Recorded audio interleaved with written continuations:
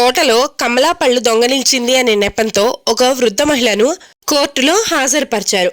ఆ మహిళ తాను చాలా పేదదాన్నని, పైగా ముసల్దాన్నని, తన మనవడికి ఆరోగ్యం బాలేదు, వాడి ఆకలి తీర్చడానికే తను అలా చేయవలసి వచ్చింది అని జడ్జి గారికి వివరిస్తుంది.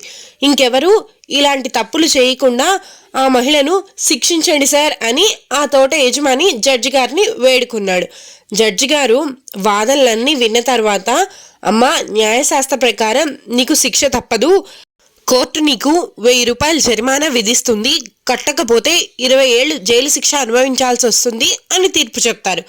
తన దగ్గర చిల్లి గవ్వ లేదు, నేను కట్టలేను అని కన్నీళ్లతో వేడుకుంటుంది ఆ వృద్ధ మహిళ.